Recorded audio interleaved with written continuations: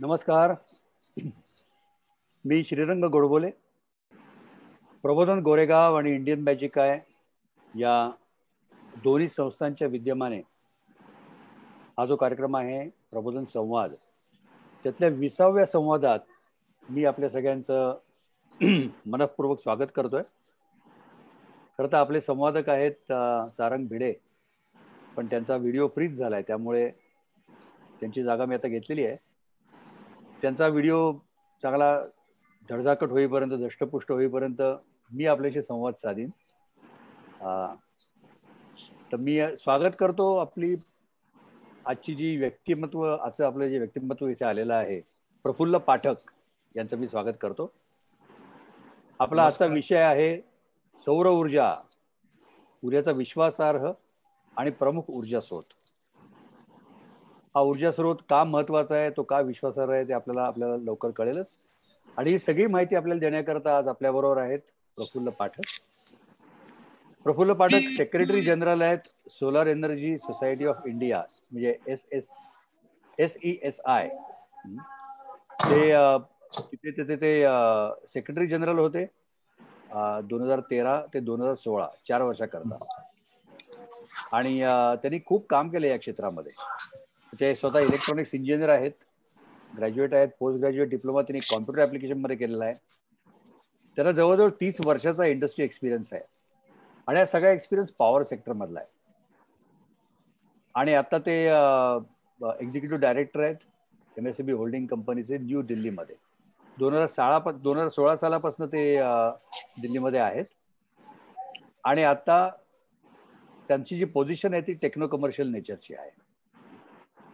त्यात त्यांचे ऑपरेशनल आणि मॉनिटरिंग ऍस्पेक्ट्स आहेत. फायनान्सिंग बद्दल ते या सेक्टरच्या मिनिस्ट्रीज बरोबर कोऑर्डिनेट करत असतात, फायनान्शियल मिनिस्ट्री बरोबर कोऑर्डिनेट करतात, वर्ल्ड बँकेबरोबर, जर्मन बँकेबरोबर, अशा मोठमोठ्या इन्स्टिट्यूशन्स आहेत त्यांच्यावर ते कोऑर्डिनेट करत असतात. अत्यंत त्यांचा यातला अनुभव दांडगा असा आहे.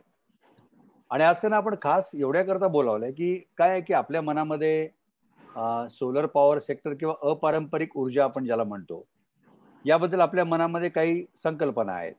त्या काही जुन्या आहेत, काही चुकीच्या आहेत, काही बरोबर आहेत. सोलर पॉवर विशेषतः कशी उपयोगाची आहे, ती खरंच उपयोगाची आहे का? कारण आपल्या लोकांच्या, अनेक लोकांच्या मनामध्ये अजून एक ते कुकर आहे, तो जो उन्हात ठेवला की भात शिजतो. त्याच्यापुढे सोलर पॉवरचं हे क्षेत्र गेलंय असं आपल्याकडे कदाचित अनेक लोकांना माहिती नाहीये. आणि हा उद्याचा खूप मोठा ऊर्जा स्रोत कसा आहे, म्हणजे अगदी आपण हायड्रो इलेक्ट्रिक पॉवर स्टेशन पासून सुरुवात करून आजच्या आपल्या कार्यक्रमामध्ये आपण सोलर पॉवरवरती चालणारी वाहनं कशी असतील, सोलर पॉवर आपल्या आयुष्यामध्ये नेमकी कशी असणार आहे, अपारंपरिक ऊर्जा स्रोत काय बदल घडवून आणणार आहेत, या सर्व विषयांवरती उहापोह करणार आहोत. तर मी पुन्हा एकदा प्रफुल्ल पाठक यांचं स्वागत करतो आणि त्यांचे आभार मानतो की त्यांनी त्यांच्या सगळ्या दिल्लीमधल्या व्यस्त कार्यक्रमातून आपल्याला वेळ दिलेला आहे. तर प्रफुल्लजी, माझा पहिला प्रश्न असा आहे की हे पारंपरिक आणखी अपारंपरिक ऊर्जा स्रोत हा नक्की काय प्रकार आहे? म्हणजे आम्हाला आपली तारेतनं येणारी वीज माहिती आहे आणि त्यांनी पेटणारे दिवे माहिती आहेत आणि इतर उपकरणं चालतात ते माहिती आहे. तर हा आमच्याकरता हाच पारंपरिक सोर्स आता आहे, म्हणजे तर मग अपारंपरिक काय? धन्यवाद आपले श्रीरंग गोडबोले, आपले आभार. आपण मला इथे ही संधी दिलीत किंवा बोलावलं, याशिवाय इंडियन मॅजिक आहे आणि प्रबोधन संस्था दोघांचाही मी आभारी आहे. आपण जसं सुरुवातीला आता म्हटलंय की पारंपरिक आणि अपारंपरिक, खरं तर मलाही एक गोष्ट आठवते. 35-40 वर्षापूर्वीचा काळ तुम्हाला सगळ्यांना सुद्धा आठवत असेल, मलाही आठवतो. महाराष्ट्र आणि आताच छत्तीसगडच्या बाउंड्रीवर एक नदी आहे, बाग, तिथं आम्ही वास्तव्याला होतो आणि तिथं दिवसभर वीज नसायची. संध्याकाळच्या वेळेस साधारणतः संध्याकाळ व्हायला लागली की एक जनरेटर लागायचं आणि त्या जनरेटरवरून 1-1.5 तास फक्त त्या तिथे जेवढी घरं होती 5-25 त्यांना वीज दिल्या जायची आणि 7:30-8 वाजता सगळं गुळूप अंधार व्हायचा आणि आपण त्यावेळेस दिवे लावणे, म्हणजे तेलाचे दिवे वगैरे वापरायचो.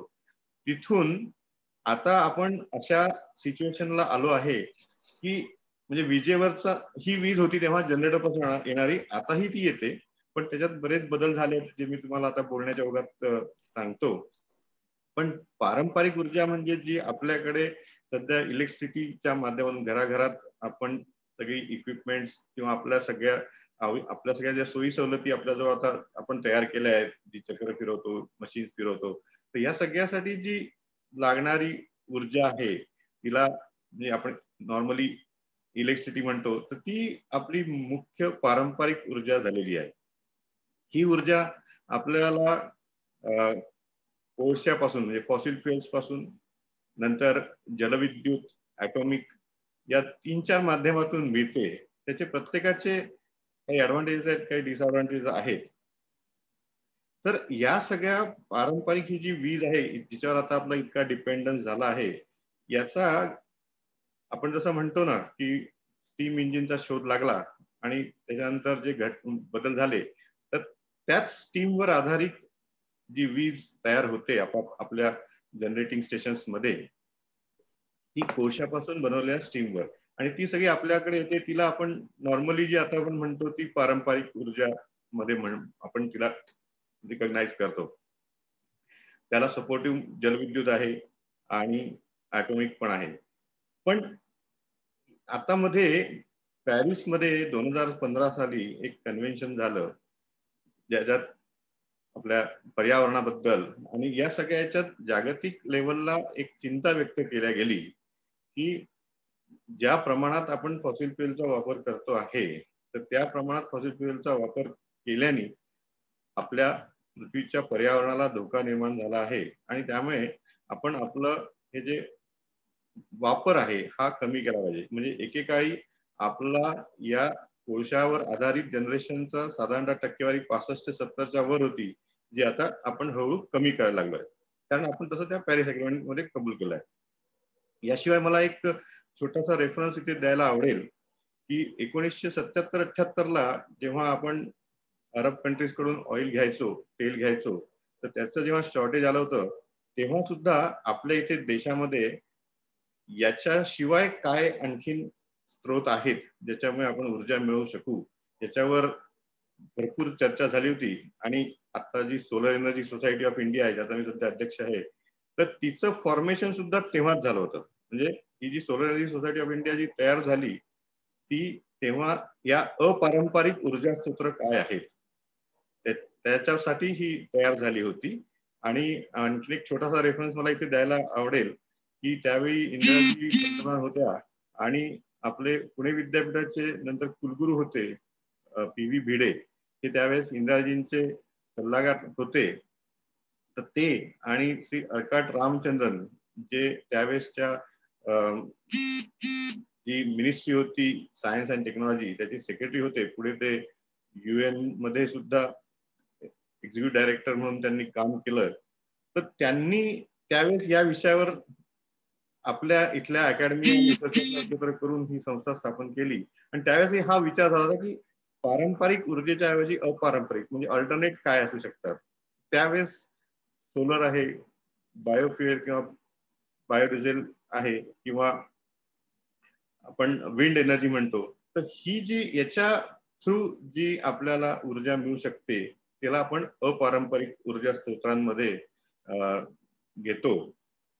आणि मी जसं सुरुवात करताना सांगितलं होतं किंवा सौर ऊर्जा ही तसं पाहिजे तर आपल्या आयुष्याचा भाग आहे. अगर जुन्या काळात आपण बघितलं तर आपलं सगळं सूर्योदयापासून सूर्यास्तापर्यंत चालायचं.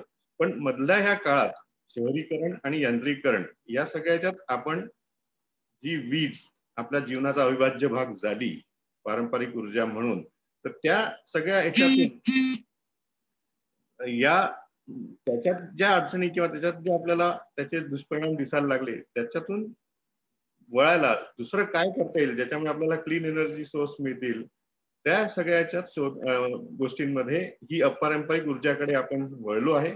आणि त्याच्यातली सौर ऊर्जा हा एक माझ्या मते असा एक स्रोत आहे. आणि आपल्याला सगळ्यांना माहिती आहे की आपला जो सौर ऊर्जा भरपूर प्रमाणात उपलब्ध आहे. वर्षाचे जवळपास 320 दिवस आपल्याकडे सूर्य असतो. सूर्योदय सूर्यास्त. आणि कारण आपल्या देशाची स्थिती अशी आहे की आपल्याकडे बऱ्यापैकी सूर्य असतो, दिवसा सुद्धा त्याचा अवेलेबिलिटी भरपूर असते.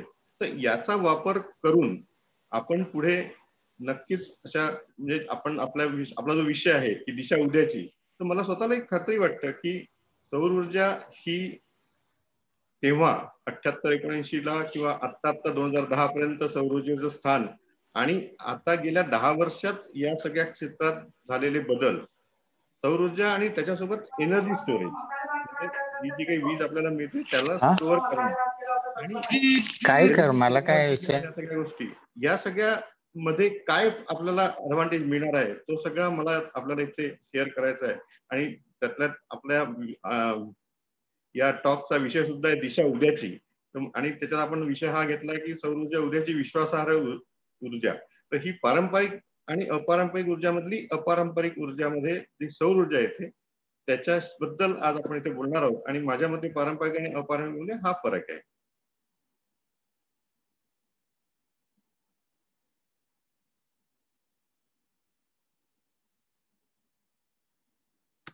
Unmute sir.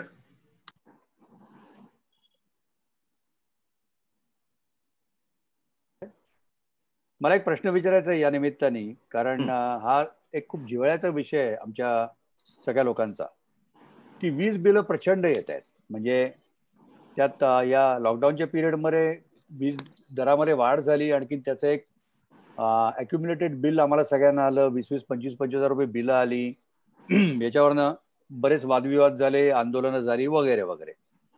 आणि एकंदरीत मला तरी असं वाटतं आहे की आपल्याकडे वीज जी असते ती खूप महाग असते. म्हणजे ते बिल पाहिलं की काय कळत नाही की नक्की इंधन अधिभार म्हणजे काय आणि हे म्हणजे काय आणि ते म्हणजे काय. एवढं मात्र कळतं की आपल्याला जी सर्व्हिस मिळते त्या सर्व्हिसच्या क्वालिटीच्या हिशोबाने आणि जेवढी आपण वीज वापरतो त्या वापराच्या हिशोबाने हे बिल जरा जास्ती आहे. तुमचं काय मत आहे? म्हणजे तुम्ही आता MSEBचे तिकडे दिल्लीमध्ये रिप्रेझेंटेशन करता, तरी महाग पडते का आम्हाला वीज आणि काय येतात तशी बिलं? मी आता जसं आपणाला सांगितलं की आपली ही जी फॉसिल फ्युएल म्हणजे कोल आधारित किंवा ज्या प्रकारच्या ठिकाणून आपण ही सगळी ऊर्जा निर्माण करायसाठी, इलेक्ट्रिसिटी निर्माण करायसाठी जे सोर्सिंग आहे, तर त्याचा पहिला घटक आपल्याला कोळसा लागतो. हा कोळसा त्याची एक कॉस्ट, ज्या कुठल्या कोळसा निर्मिती कोळसा उत्खनन करणाऱ्या कंपन्या आहेत त्या त्याची एक कॉस्ट तुमच्याकडून घेत असतात.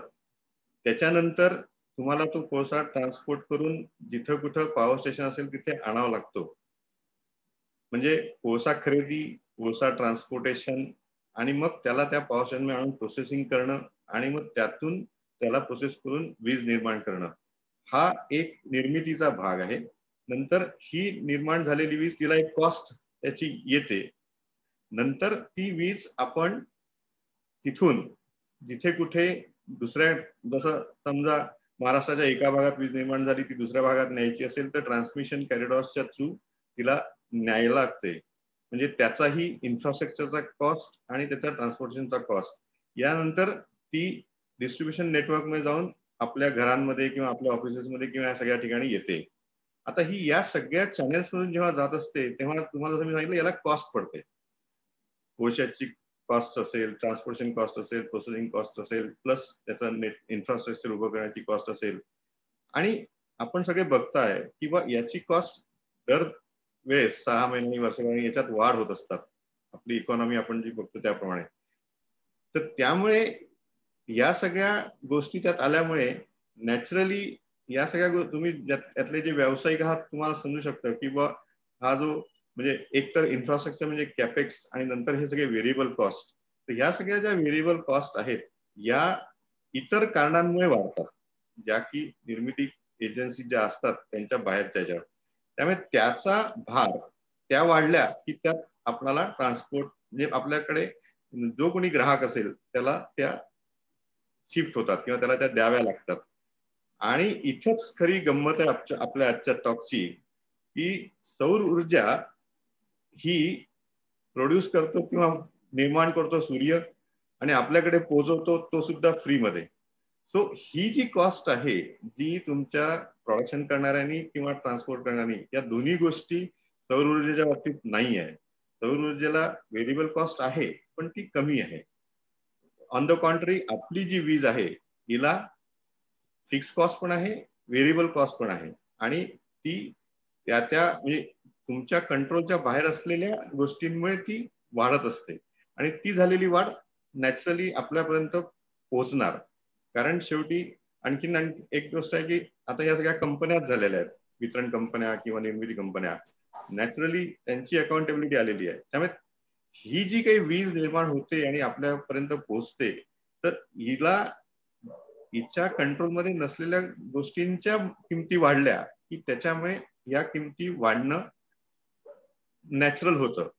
आणि मला आज आपल्या सर्वांशी बोलायला जे आवडतं किंवा जे बोलायचं होतं त्याचा मुख्य उद्देशच हा आहे किंवा आपण जे म्हणतो की सौर ऊर्जा उद्याची विश्वासार्ह आणि आपल्याला पाहिजे तशी, तर या सौर ऊर्जेचा मात्र याच्या उलट होता आतापर्यंत. म्हणजे 2010-2011 पर्यंत सौर ऊर्जेचा प्रति युनिट खर्च हा डबल डिजिट होता, म्हणजे 11-12 रुपये, आणि तो गेल्या 10 वर्षांमध्ये कमी कमी होत होत आता तुम्ही ऐकलं असेल तर कोणी 2.5 रुपये म्हणतं, कोणी 3 रुपये म्हणतं, पण आपण साधारणतः सध्या 3.5 रुपये धरू. म्हणजे सौर ऊर्जेच्या द्वारे तुम्हाला जी वीज मिळते आहे तिची किंमत दिवसेंदिवस कमी होते गेल्या 10 वर्षात, आणि त्यामुळे जी वीज आपल्याला पारंपरिक माध्यमातून मिळते आहे त्याच्यावर इतरही भाग डिपेंड असल्यामुळे ती महाग होते आहे, त्याची कॉस्ट आपल्याला जास्त जाणवते.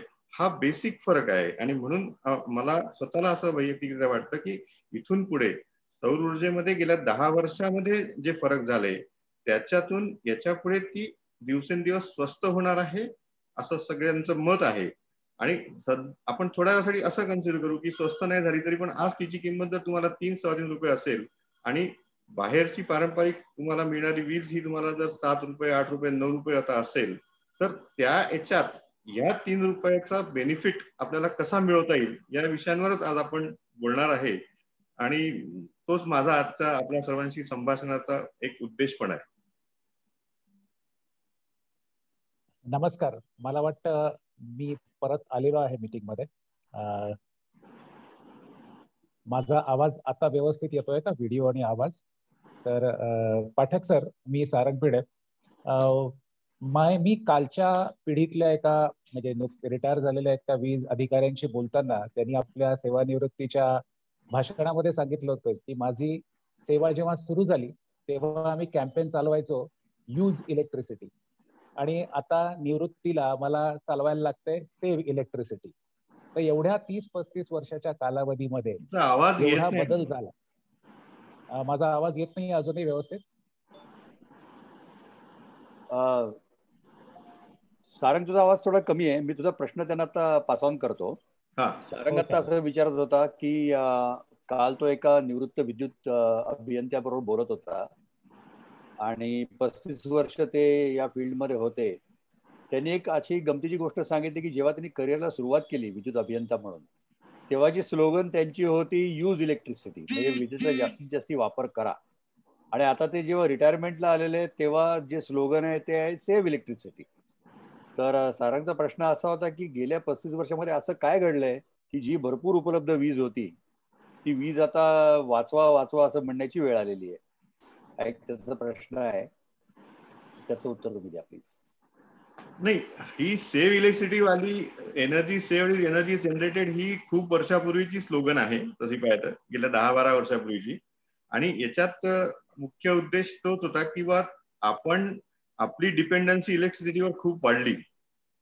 म्हणजे जसं मी तुम्हाला उदाहरण दिलं की तेव्हा 1-1.25 तास 1.5 तास आमच्याकडे जनरेटरनी जनरेट झालेली वीज यायची आणि ती आम्हाला सफिशियंट होती. त्याच्यानंतर 15 वर्षाचा नंतरचाही काळ मला आठवतो की साधारणतः 60 ते 70 युनिट साधारणतः आपल्या घरातलं वीज बिल यायचं. 40 पॉवरचे बल्ब असायचे आणि 2 किंवा 3 रूम असायच्या.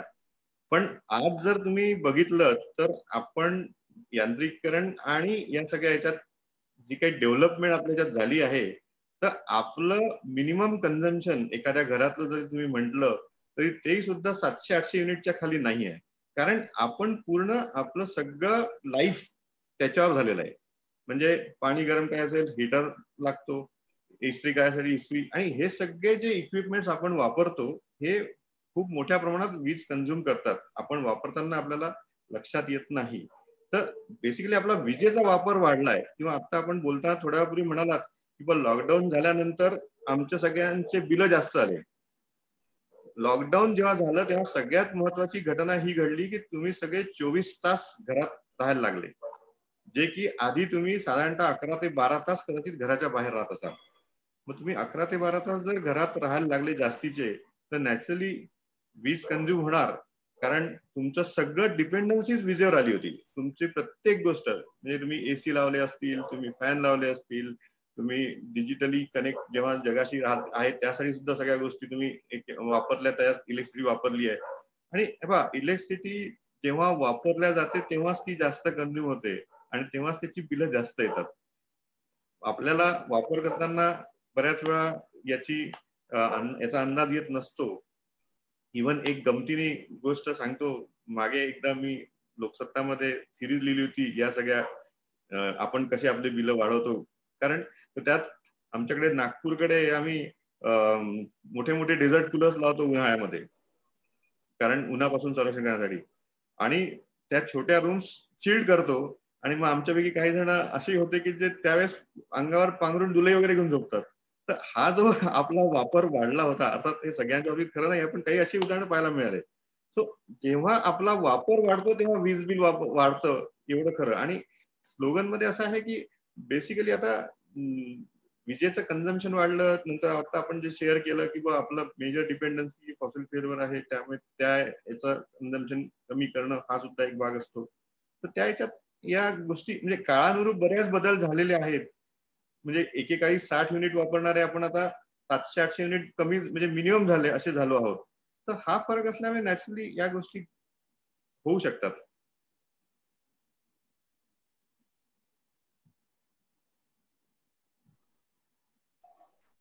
सारंग, तू विचार प्रश्न. हो, या सेफ इलेक्ट्रिसिटीच्या माध्यमातून अपारंपरिक ऊर्जा स्रोतामध्ये विशेषतः सौर ऊर्जा तुम्ही जे सांगितलं की आपल्याला फुकट मिळते आणि आपल्याला ती इथपर्यंत आपल्यापर्यंत पोहोचते आहे. तर या सौर ऊर्जेचा वापर करून किंवा अशा तऱ्हेच्या ऊर्जेचा वापर करून आपल्याला वीज बिल कमी करण्याला काही मदत मिळू शकते का? येस, असं आहे. मी आता जसं सांगत होतो की सौर ऊर्जेचा युनिट कॉस्ट एकेकाळी जेव्हा 16 रुपयाची 10 रुपये झाली तर आम्हाला खूप आनंद झाला होता. ही गोष्ट आहे 2010-2011ची. आणि त्यानंतर आम्हाला असं वाटलं होतं की ही कमी होतो, साधारणतः 6-5 रुपये पण येईल. पण आता जे रेट्स युनिट कॉस्ट येते सौर ऊर्जेमुळे मिळणाऱ्या विजेची, तर ती साधारणतः जर का कॅपॅसिटी मोठ्या इन्स्टॉलेशन असतील तर ती 2.5-3 रुपये अशी चालू आहे. किंवा महाराष्ट्रात सुद्धा साधारणतः जी ऍक्सेप्टेबल वीज कॉस्ट आहे डिस्कॉम वितरणला वगैरे, ती 2 रुपये 80 पैसे आसपास होती मध्ये. तर हा एक महत्वाचा भाग आहे आपला. म्हणजे समजा तुमचे 700 किंवा 800 युनिट वीज बिल येत असेल विजेचं, पारंपरिक ऊर्जेचं, आणि तिथे तुम्ही जर का सौर ऊर्जा आधारित तुमच्याजवळ जनरेटिंग सौर ऊर्जा आधारित इन्स्टॉलेशन केले आणि तुम्ही जर का स्वतः तिथे वीज निर्मिती करायला लागले आणि ती वीज जर तुम्ही वापरली, म्हणजे तुम्ही टोटल वीज वापरताय 800 युनिट, त्यातले 300 युनिट जर तुम्ही सौर ऊर्जेद्वारे वापरले तर ते तुमचे 3, 3.5 किंवा 4 रुपये पकडू आपण. आणि अदरवाईज तुम्ही 800 युनिट जे आहे ते जर समजा 8 रुपयांनी किंवा 9 रुपयांनी वापरत असाल तर त्यातले हे 350-400 युनिट जर तुम्ही सौर ऊर्जेचे वापरले तर नॅचरली तुम्ही पारंपरिक ऊर्जेच्या थ्रू वापरणारी जी वीज आहे ती तुमची 300-350 युनिट पर्यंत येईल. आणि तुम्हाला तो बेनिफिट तिथे मिळेल की तुम्हाला सौर ऊर्जेच्या आधारे तुम्ही जी वीज, जी इन्फ्रास्ट्रक्चर लावून निर्माण केली आणि वापरता आहात, ती जर तुम्हाला 3.5-4 रुपयाला पडत असेल आणि इतर वीज जर तुम्हाला 8 रुपयाला पडत असेल तर तुम्ही तुमचं ते वीज बिल कमी करण्यासाठी त्याचा उपयोग 100% होऊ शकतो. याच्यामध्ये सारंग, मला एक प्रश्न विचारायचा आहे. सॉरी, आपण स्लॅब्स मध्ये पैसे भरतो, हो, तर जेवढे आपला वापर वाढत जातो तेवढा आपला स्लॅब आहे तो स्लॅब आणखी त्याचा रेट वाढत जातो. हो, तर आपण जर का टॉपला कटिंग केलं, म्हणजे आपण ज्या हे 300-350 युनिट समजा मी वापरले, तर हे माझ्या स्लॅबच्या टॉपला कट करणार आहेत ना? हो.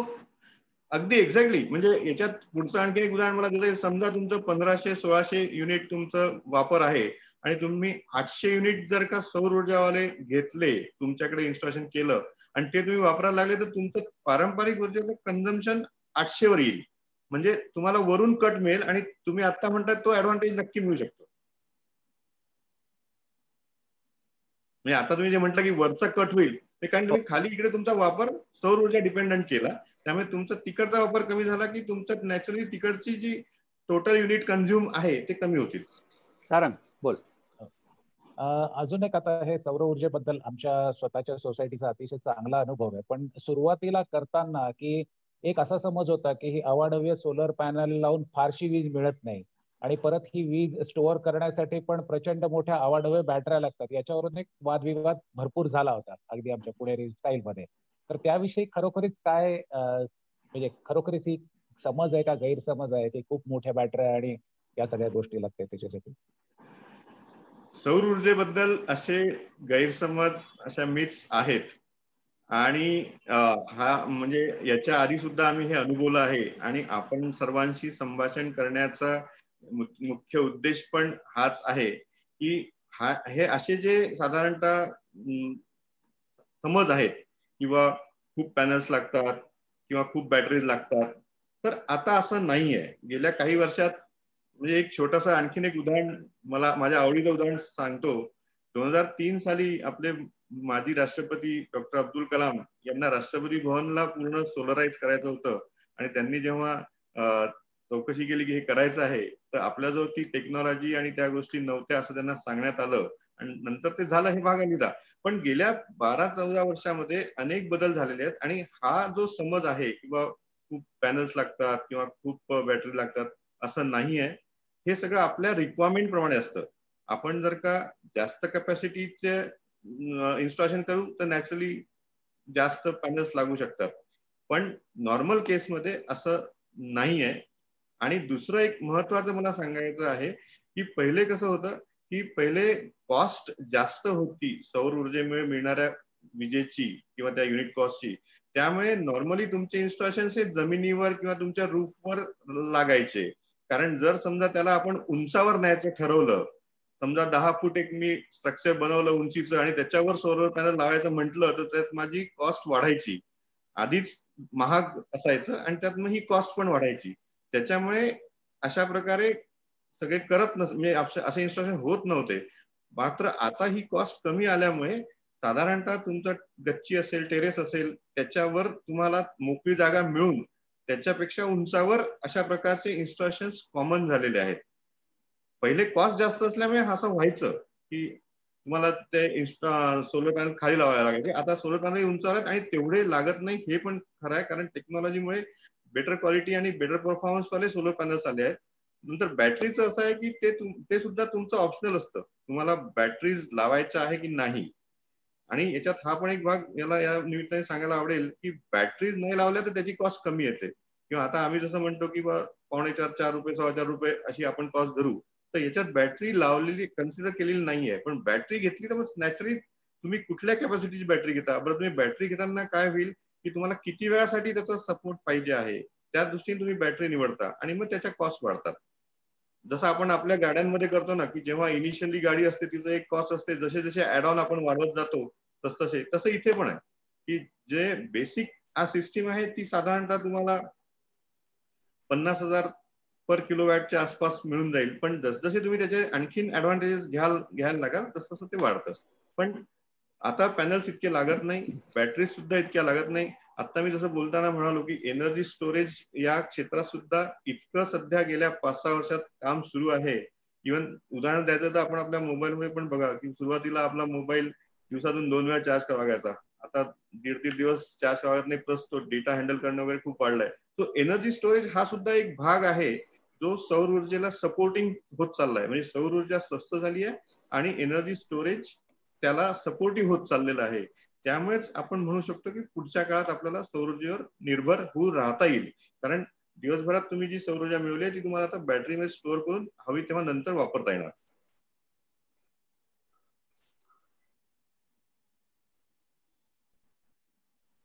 ओके. हा नेट मीटरिंग हा काय प्रकार आहे? म्हणजे आता मध्यंतरी मी ऐकलं की तुम्ही दिवसाची ऊर्जा तयार याच्यामध्ये करता नेहमी सोलर पॅनलनी. टर्म आपली सारंग, मी घेतो जरा हा प्रश्न. दिवसभर आपण जी ऊर्जा निर्माण करतो ती आपण एमएससीबी ला विकू शकतो आणि नंतर आपल्याला हो एमएससीबी जास्त. कडनं त्याचे पैसे मिळतात वगैरे, असं काहीतरी ऐकलं, कानावर आलंय. नेट मीटरिंग तर हे काय आहे नक्की नेट मीटरिंग म्हणजे? जेव्हा सौर ऊर्जा इतकी पॉप्युलर नव्हती किंवा सौर ऊर्जेचे इन्स्टॉलेशन्स वाढावे, म्हणजे ही साधारणतः 7-1 वर्षापूर्वीची गोष्ट असेल, तर नॅचरली जे कोणी स्वतःच्याकडे सौर ऊर्जेच्या इन्स्टॉलेशन्स करू इच्छितात त्यांना काहीतरी ऍडव्हान्टेज मिळाला पाहिजे, किंवा त्यांना कुठेतरी काहीतरी असं वाटलं पाहिजे किंवा मला यातून काही फायदा आहे म्हणून मी हे केलं पाहिजे. तर त्या ह्याच्यातून माझ्या अंदाजाप्रमाणे 2012-2013च्या आसपास हा नेट मीटरिंग हा विषय इथे डिस्कस केला जायचा दिल्लीमध्ये. याच्यात सिंपल गोष्ट अशी आहे की तुम्ही जे काही तुमच्या इथे सोलर इन्फ्रास्ट्रक्चर लावलं त्यातून जी वीज निर्माण झाली ती तुम्ही तुमच्या इथे वापरली आणि उरलेली तुम्ही जी कुठली वितरण कंपनी असेल तिला दिली. आणि नंतर तुम्हाला जेव्हा हवी आहे, म्हणजे जेव्हा सौर ऊर्जा उपलब्ध नाही आहे, म्हणजे संध्याकाळची वेळ, रात्रीची वेळ, त्यावेळेस तुमच्या जो सौर ऊर्जा नाही म्हणून मग तुम्ही त्यावेळेस वितरण कंपनीकडून वीज घेतली आणि त्यांचं जे डायरेक्ट म्हणजे प्लस मायनस आहे ते नेट मीटरिंग. म्हणजे याच्यात असं होतं की बा तुम्ही वीज त्यांना दिली आणि तुम्हाला लागली तेव्हा तुम्ही घेतली आणि वीज ही एकाच कॉस्टला तुम्ही ट्रीट केली, म्हणजे तुमची वीज आणि त्यांची वीज. आता पुढे कसं झालं की वितरण कंपन्या ह्या ही वीज इथंही काही म्हणजे जनरेटिंग स्टेशन असतात किंवा जनरेटिंग कंपनीज असतात त्यांच्याकडून पण घेत असतात. आणि मग त्यात तो एक डिस्प्यूट आला आहे किंवा त्यांच्याकडची जी वीज आहे ती घेऊन त्याची कॉस्ट कमी आहे, इथली कॉस्ट जास्त आहे, आणि मग त्याच्यावर वाद निर्माण झाला. अजूनही वाद चालू आहे. पण बेसिकली नेट मीटिंग हे तसं होतं. माझा एक मित्र आहे तर तो या बाबतीत म्हणजे नेट मीटिंग आणि ग्रॉस मीटिंग या 2 विषय सध्या चालू आहे. त्याबद्दल त्याचं म्हणणं मी थोडक्यात तुम्हाला सांगतो की तुम्ही एक शेतकरी आहात, तुम्ही तुमच्या शेतात एक पीक घेताय, समजा तुम्ही बटाटे किंवा काय कांदे काहीतरी पिकवत आहेत, आणि नंतर ते पिकल्यानंतर तुम्ही ते घेऊन बाजारात जाता, बाजारात होलसेल मार्केटमध्ये विकता, तिथून मग ते तुम्ही रिटेलर विकत घेतो आणि तो परत येऊन तुमच्या दारावर विकतो. आता तुम्ही इथं ज्या किमतीला हा कांदा बटाटा काय असेल तर त्या होलसेलमध्ये विकला, तोच तुम्हाला इकडं जो घेऊन येतो दारावर तो त्या किमतीला देत नाही, त्याची किंमत वेगळी असते. तर त्याचं म्हणणं असं की बा हाच कन्सेप्ट इथे पण आहे. पहिले कसं होतं की तुम्ही कांदे बटाटे पिकवले ते तुम्ही त्या दारावरच्याला दिले आणि त्याला लागले तेव्हा त्याच्याकडून परत घेतले, हा त्याचं म्हणणं नेट मीटरिंग आहे. पण तुम्ही कांदे बटाटे होलसेलमध्ये विकले, त्यांनी रिटेलरनी तिथून घेतले आणि ते तुमच्या दारावर आणून विकेल, तर त्यावेळेस त्याची किंमत वेगळी असेल. तर त्याच्यात जो फरक आहे त्याच्यावरून हे सगळं म्हणजे हा जो नेट मीटिंग आणि ग्रॉस मीटिंगचा असं त्याचं म्हणणं आहे. म्हणजे हा जो फरक येतो 2 मध्ये, किंवा तुम्ही घेतलेला शेजारच्याकडून आणलेले कांदे बटाटे परत करणं आणि तुम्ही रिटेलर जो कोणी दारवाल्याला विकतो त्याच्याकडे तुम्ही तसे करू शकत नाही, असं त्याचं त्यांनी एकदा एक्सप्लेन केलेलं आहे. सो हे आधी नेट मीटरिंग हा कन्सेप्ट आपण म्हणजे इथे चर्चेला गेला होता ज्यांचे इन्स्ट्रक्शन त्यांना अट्रॅक्ट करायला, पण नंतर त्याच्यात काही मुद्दे आले आहेत आणि त्याच्यावर सध्या डिस्कशन चालू आहेत. अजून एक दुसरा म्हणजे मगाचा जो अवाढव्य सोलर पॅनल्सचा होता, तसा अजून एक त्यावेळेचा मुद्दा जो चर्चेला आला होता की सोलर पॉवर साठी कॅपेक्स फार आहे ना आणि रिटर्न ऑफ इन्व्हेस्टमेंट फार वेळखाऊ आहे का, हे कितपत आता खरं नाही. आताच आपण बोललो की कॅपेक्स आहे, नंतर व्हेरिएबल कॉस्ट नाही आहे याच्यात. आणि तो कॅपेक्स जो आहे तो प्रथमदर्शनी थोडासा असं वाटतं की बाबा खूप जास्त आहे का वगैरे, पण साधारणतः एक अनुभव असा आहे की म्हणजे आता याच्यात 2-3 प्रकार आहेत की तुम्ही सोलर इन्स्टॉलेशन घरी करता की तुम्ही ते कमर्शियल ठिकाणी करता किंवा आणखीन कुठल्या ठिकाणी, आणि तिथं तुम्हाला साधारणतः विजेची किंमत काय पडते. म्हणजे जर तुम्ही घरी करता आहात, तुमचं वीज कन्झम्पशन कमी आहे, तर नॅचरली तुम्हाला विजेची किंमत पडणारी कमी आहे. अशा वेळेस तुम्हाला जो वेळ साधारणतः लागू शकतो परतफेडीचा, तो 5-1 वर्षाचा लागू शकतो. तेच तुम्ही हाय कन्झम्पशन वीज कन्झम्पशन करणारे आहात आणि घरी आहात, घर आहे, तर त्या ह्याच्यात तो 4 वर्ष वगैरे लागू शकतो. आणि जर कमर्शियल असेल तर तिथे तुम्हाला माहिती आहे कमर्शियल वीज तुम्ही जेव्हा घेता तेव्हा त्याचा रेट जास्त आहे, मग तिथे तो 3.5 वर्षापर्यंत सुद्धा येतो.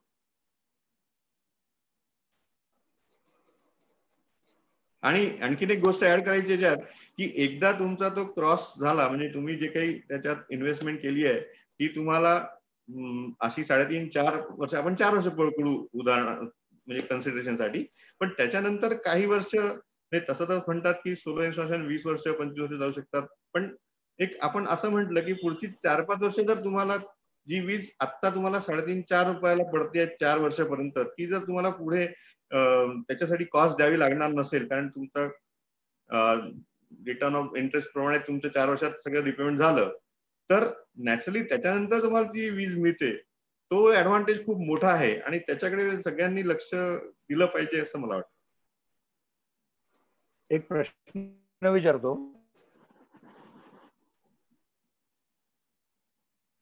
आपले जसे बॅटरी सेल तसं सोलर पॅनल जातं का? म्हणजे आता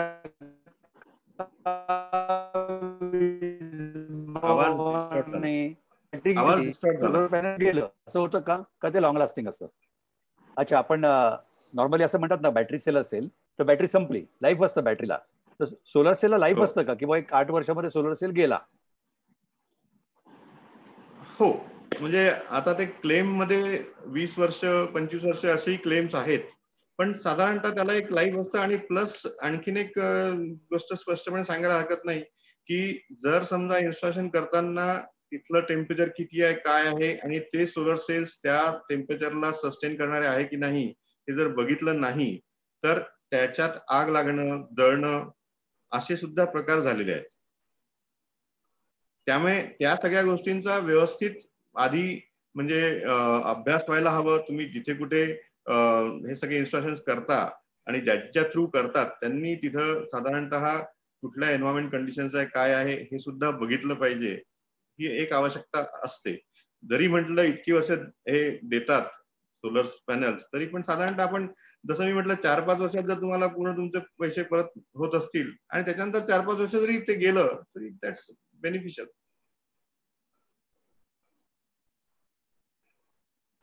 कारण म्यूट आहेस तू, म्यूट आहेस. आपण एखाद्या कारखान्यामध्ये एखादी वस्तू तयार करतो आणि एक्स कारखान्यातली वस्तू वाय कारखान्यातल्या वस्तूपेक्षा किंवा एक्स ब्रँडची वस्तू वाय ब्रँडच्या वस्तूपेक्षा जास्त क्वालिटीची आहे, असं विजेच्या बाबतीत काही असतं का? क्रमांक 1. आणि त्याच्यात असं हे आहे की वीज गळती हा एक महत्वाचा नेहमी वीज जेव्हा वाहून नेली जाते त्याच्यामध्ये सगळ्यात जास्त त्याचा क्षय होतं असं एक आम्ही वाचलेलं आहे. तर या दृष्टीने डिसेंट्रलायझेशन ऑफ पॉवर जनरेशन करता येईल का? पहिल्यांदा क्वालिटी, दुसरा वीज गळती आणि डिसेंट्रलायझेशन ऑफ पॉवर, अशा 3 प्रश्नांची वरती मार्गदर्शन कर. नवीन इलेक्ट्रिसिटी ऍक्ट प्रमाणे रिलायबल आणि क्वालिटी पॉवर मिळायला हवी, त्याचे प्रयत्न व्हायला हवेत, मिळायलाच हवी असं आहे. त्यामुळे विजेची क्वालिटी चांगली असायला हवी किंवा रिलायबल असायला हवी, हा भाग तर आहेतच. दुसरा तुम्ही जो वीज गळती हा विषय केला, आधी ह्याच्यातही वीज गळतीचं प्रमाण जास्त होतं, पण आता बरेच एफर्ट्स घेऊन वीज गळती चे प्रमाण खूप कमी आलेलं आहे सगळ्याच म्हणजे देशभरात. आणि इथंच सोलर इन्स्टॉलेशनचं महत्व आहे, कारण सोलर इन्स्टॉलेशनला डिसेंट्रलाइज जनरेशन सुद्धा म्हणता येतं. आणि जसं आपण बोललो की समजा जर का जनरेटिंग स्टेशन एका ठिकाणी आहे आणि तुम्हाला वीज दुसऱ्या दूर कुठेतरी वापरायची आहे, तर ती तिथून तुम्हाला न्यायची असेल तर नॅचरली त्याच्यात टेक्नॉलॉजी प्रमाणे लॉसेस आहेतच आणि ते कमी करण्याचा प्रयत्न चालू आहे. पण हे जे लॉसेस आहेत हे लॉसेस कमी करण्यासाठी सगळ्यात चांगला बेनिफिशियल गोष्ट म्हणजे सोलर इन्स्टॉलेशन आहेत. तुम्ही जिथं कुठं तुम्हाला वीज पाहिजे तिथे सूर्याची उपलब्धता आहे असेल जास्ती, तर तिथे जर तुम्ही सोलर इन्फ्रास्ट्रक्चर उभं केलं तर त्यातून तुम्हाला नक्कीच या वीज गळतीपासून सुटकारा मिळू शकतो. आणि अदरवाईज सुद्धा ही वीज गळती जी असते ही शेवटी तुमच्या टोटल कॉस्ट मध्ये अदरवाईज ऍड होत असते. तर तो पण एक ऍडव्हान्टेज सोलर इन्स्टॉलेशन मध्ये आहे की तुम्ही सोलर इन्स्टॉलेशन केले, तुम्हाला हवं तिथे जर हे जनरेशन केलं सोलरच्या थ्रू, तर तुम्हाला याचा सुद्धा ऍडव्हान्टेज होतो. तुम्हाला वीज गळतीचं जे नुकसान आहे ते होत नाही. पुढचा एक प्रश्न असा आहे की आता सध्या आपल्याकडे इलेक्ट्रिकल कार्सचा जमाना आहे. म्हणजे काही वर्षापूर्वी अमेरिकेच्या फेरीमध्ये टेस्ला म्हणजे काहीतरी वेगळं प्रकरण आहे, ही ती कार बघण्यात आली. पण हे तंत्रज्ञान एवढ्या 4-5 वर्षात भारतात येईल आणि आपल्याकडे नुसत्या कार्सच नाही तर बाईक्स, मोटरसायकल्स पण त्याच्यावरती सुरू झाले. तर या इलेक्ट्रिक कार्स पुनर्भारित म्हणजे याच्या बॅटरी पुनर्भारित करण्यासाठी सोलर पॉवर उपयुक्त आहे का? मला वाटतं काल परवाचीच गोष्ट आहे, न्यूज मध्ये आलेलं आहे की आपले जे माननीय पॉवर मिनिस्टर आहेत दिल्लीला, म्हणजे केंद्र सरकारचे, त्यांनी केलंय की साधारणतः ज्या मेट्रो सिटीज आहेत त्या आणि त्याच्या आसपासच्या भागात लवकर, म्हणजे त्यांनी डिक्लेअर केलं की केव्हा साधारणतःपर्यंत इलेक्ट्रिक व्हेकल्स आणि चार्जिंग स्टेशन्स येतील. तुम्ही म्हणता ते खरं आहे. आणि मी सुद्धा जेव्हा म्हटलं की बा सौर ऊर्जा हा एक रिलायबल सोर्स आपल्याला होणार आहे पुढच्या काळात, त्याच्या मागे माझी सुद्धा भूमिका याचमुळे होती की आपण आता इलेक्ट्रिक व्हेकल्स कडे मूव्ह होतोय. आपण टार्गेट सेट केलेले आहेत की 2030 पर्यंत आपण इतके इलेक्ट्रिक व्हेकल्स घेऊया. आता आमच्या भागात इकडं चार्जिंग स्टेशन्स भरपूर दिसायला लागलेले आहेत आणि इलेक्ट्रिक व्हेकल्स पण दिसायला लागले आहेत. आणखीन 2-4-5 वर्षामध्ये आपल्या स्टेट सिटीज मध्ये किंवा इव्हन रुरल एरियामध्ये सुद्धा 5-7 वर्षात चार्जिंग स्टेशन दिसायला लागले तर काही नवल नाही. आणि याच चार्जिंग स्टेशनला चार्ज करायसाठी सध्या वितरण कंपनीकडून सुद्धा तुम्ही घेऊ शकता, पण पुढे सौर ऊर्जेच्या थ्रू ही चार्जिंग स्टेशन चार्ज करणं ही गोष्ट काही दूर नाही. आणि तिथंच आपल्याला सौर ऊर्जेचा आणखीन उपयोग होणार आहे. कारण ही जी आपल्याला सध्याच्या कॉस्टला पडते त्याच्यापेक्षा आणखीन 2-3 वर्षांनी, निश्चितच 4 वर्षांनी आणखीन स्वस्त आपल्याला ही सौर ऊर्जा मिळेल. शिवाय आपण आता जसं बोललो की डिस्ट्रीब्युटेड जनरेशन किंवा लॉसेस न होणे, तर आपण हे जे चार्जिंग स्टेशन्स आहेत ते जर तिथे सोलर इन्स्टॉलेशन करून जर चार्ज केले तर त्याचा नक्कीच फायदा होणार आहे. आणि हे खरं आहे की आपल्याकडे इलेक्ट्रिक व्हेकल्स रेग्युलर वापरात येणं हे खूप दूर नाही आहे. आम्ही इथं दिल्लीत आजकाल बघायला लागलो, बऱ्याच ठिकाणी इलेक्ट्रिक व्हेकल्स दिसतात. इव्हन या पॅन्डेमिकच्या आधी तर ओला उबेरच्या काही त्यांचे एक सेट होते अशा गाड्यांचे की ते इलेक्ट्रिक वर चालायचे. आणि त्याचा खर्च अगेन सोलर सारखं तिथे पण आहे की तुमचा कॅपेक्स जास्त आहे पण त्याला सुद्धा व्हेरिएबल कॉस्ट फार कमी आहे. आणि त्याच्यामुळे आणि प्लस आपली ऑइलवरची डिपेंडन्सी कमी होईल. तर त्यामुळे हे होणार. आणि तिथं सौर ऊर्जेचा भरपूर वापर, सौर ऊर्जा त्याची बॅकबोन होईल. शिवाय आपण जसं म्हटलं की इलेक्ट्रिक व्हेकल्स आहे तर त्याला चार्जिंग सोलरनी करणं हे पॉसिबल आहे. सर, आता याच्यानंतर आपल्या पॅनलमध्ये आपल्या समाजातील विविध क्षेत्रातील लोक आहेत. त्याच्यात शेतकरी आहेत, काही विजेच्या वरती अभ्यासक आहेत. तर पहिल्या प्रथम मी पॅनलमध्ये परत जे प्रश्न आहेत त्यांना विनंती करतो की आपले पहिले प्रश्न सुरू करावेत. महेश नामपूरकर, आपण पहिला प्रश्न विचारावा. नमस्ते सर, आपण आता जे सांगितलं इट वॉज व्हेरी इन्फॉर्मेटिव्ह. खूप माहिती पूरक होतं ते. त्याच्यात मला आपल्याला एक असा प्रश्न विचारायचा आहे की आता जेवढ्या आपल्याकडे ऊन जास्ती आहे, जसं आपल्याला माहिती आहे, तर जेवढ्या लेक्स आणि जेवढ्या रिव्हर्स आहेत त्याच्यावरती फ्लोटिंग सोलर पॅनल्स करून इव्हॅपोरेशन लॉसेस कमी करू शकतो का? आणि तसं जर करायचं असेल तर फ्लोटिंग गार्डन्स आणि सोलर पार्क्स फ्लोटिंग असे आपण करू शकतो का?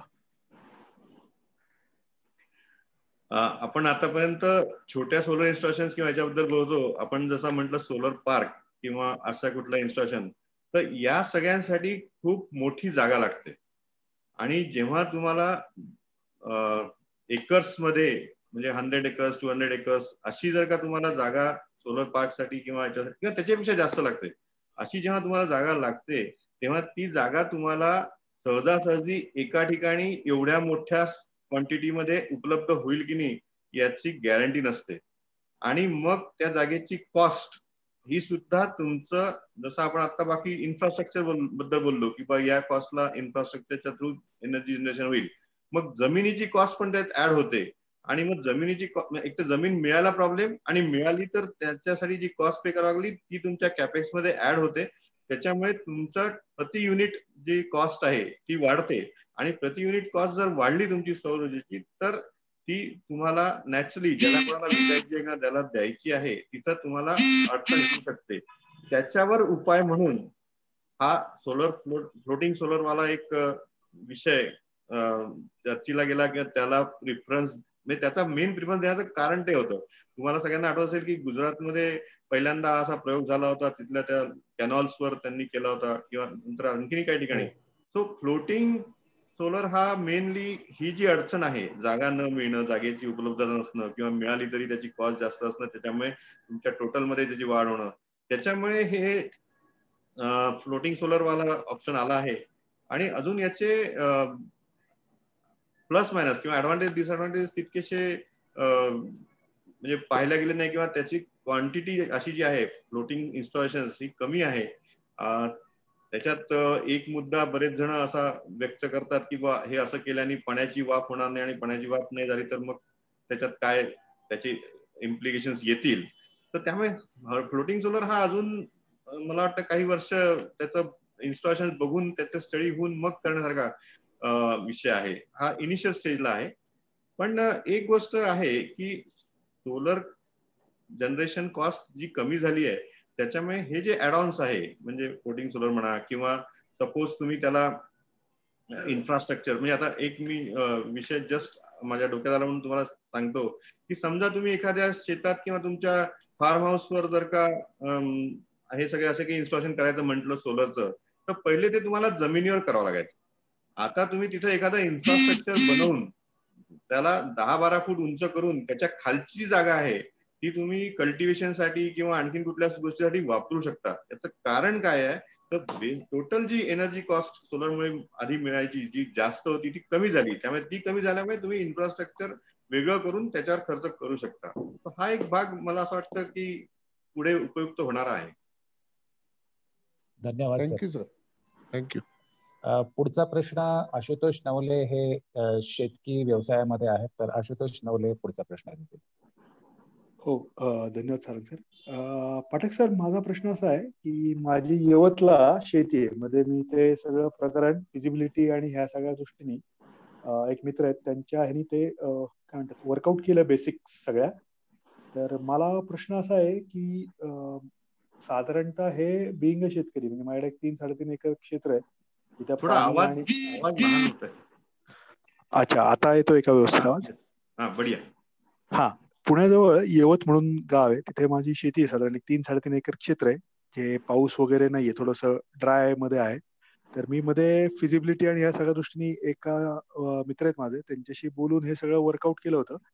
तर ह्याच्यात मला अडचणी अशा आहेत की लायसनिंग म्हणतो किंवा आपण खरेदीचं जे बायबॅकचं कॉन्ट्रॅक्ट किंवा ह्या सगळ्या गोष्टी आहेत, तर ह्याच्याकरता काही गाईडलाईन्स देऊ शकाल का? किंवा अशा काही एजन्सीज मार्केटमध्ये लायसनिंगचे खूप आहेत, पण ऑथेंटिसिटी त्यांचा जरा प्रश्नचिन्ह खूप मोठं आहे. त्यामुळे थोडंसं त्या दृष्टीने की being a non technical person आणि MSCB सारखा बलाढ्य खरेदीदार आहे समोर, त्यामुळं कसं हे करावं टॅकल, त्यामुळं माहित नव्हतं. ते पेंडिंग आहे थोडासा इश्यू, तर त्यावर गाईडलाईन्स केलं तर ते करायच्या डोक्यात आहे. तुमच्या प्रश्नाला मी दोन पार्ट मध्ये करतो. एकतर आता सेंट्रल गव्हर्नमेंटनी एक कुसुम नावाची एक स्कीम आणली आहे, आणि त्याच्यामध्ये फार्मर्सचं उत्पन्न वाढायसाठी त्यांची शेतजमीन कुठल्या दुसऱ्या कंपनीला किंवा काही असे जर का कोऑपरेटिव्ह ग्रुप्स असतील तर त्यांना देऊन त्याचं भाडं त्यांना मिळावं आणि त्यांचं उत्पन्न वाढावं असा एक विचार त्यात आहे. तुम्हाला लागलं त्याचे डिटेल्स तुम्हाला शेअर करेल. दुसरा भाग असा आहे की आपल्याकडे ना काय झालं माहितीये का, 2008-2009च्या पिरियड मध्ये विजेचं शॉर्टेज होतं आणि त्याच्यावर ऑल्टरनेटिव्ह म्हणून सौर ऊर्जा चांगला उपाय आहे. लवकर प्लांट तयार होतो, विजेची कॉस्टही त्या जास्त होती, त्यामुळे चांगल्या प्रकारचं उत्पन्न मिळतं. त्यामुळे एक ना ऍटिट्यूडनल एक हे आलाय किंवा सोलरच्या थ्रू वीज जनरेट करा, सोलर पीव्हीच्या थ्रू, आणि ती त्या राज्यातल्या वितरण कंपनीला विका आणि त्याच्याकडून त्याच्या पैशात आपलं जे काही होईल ते करा. माझं वैयक्तिक मत थोडंसं डिफरंट आहे.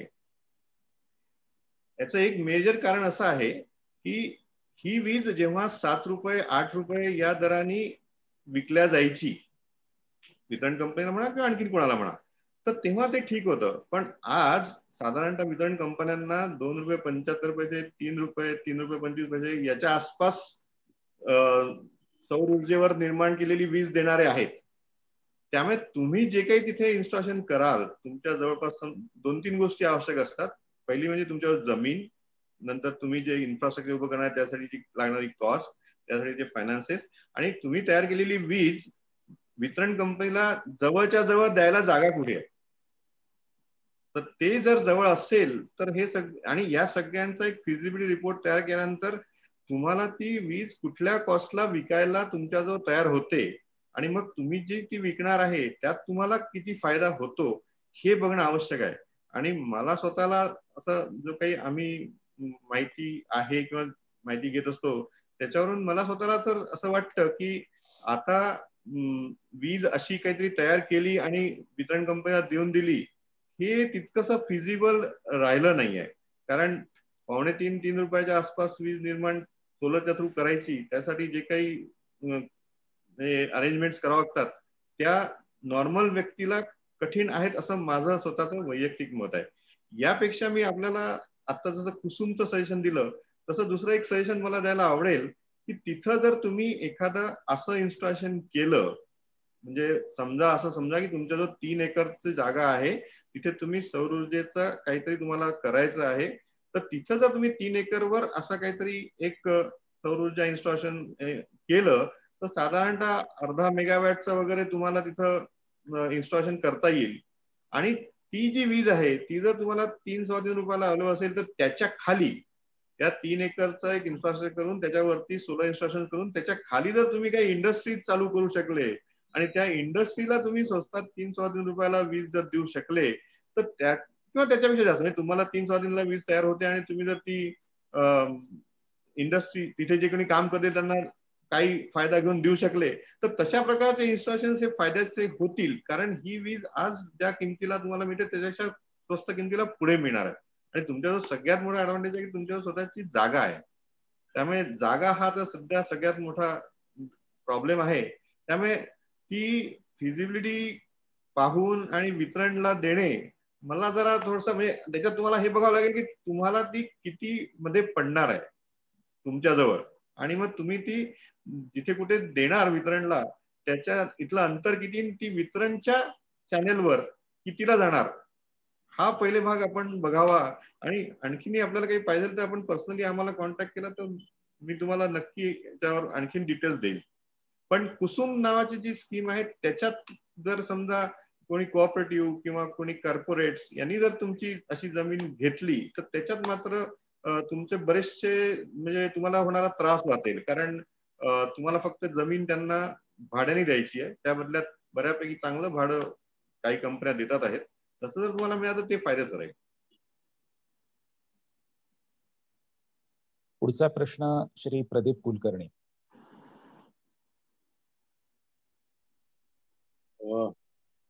प्रथम तर मी थँक्यू म्हणेन अमित पटवर्धन सरांना आणखीन गोखले सरांना मॅजिक करायला आणि ऑर्गनायझर्सला की त्यांनी मला आज या संवादामध्ये सहभागी करून घेतलं. सो धन्यवाद सर्वांना. प्रफुल्ल सरांनी आता खूप चांगल्या पद्धतीनं सगळ्या गोष्टी एक्सप्लेन केलेल्या आहेत. थोडेसे त्याच्यामध्ये ऍडिशन मी करू इच्छितो 1-2-3 मुद्द्यांमध्ये. मगाशी सरांनी सांगितलं की नेट मीटरिंग. आवाज वाढवू शकेल का? आवाज मगाशी नेट मीटरिंग ह्यावरती विषय झाला. येतोय? Am I audible now? हा येस.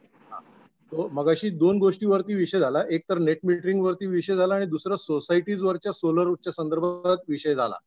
हो. तर मी हे दोन्ही विषय थोडेसे मी अजून थोडे इलॅबरेट करू इच्छितो, परवानगी असेल तर. नेट मीटरिंग म्हणजे ऍक्च्युली आता काय केलेले आहे की आधी कसं होतं, सरांनी मगाशी सांगितलं तसं, we can store the energy in battery.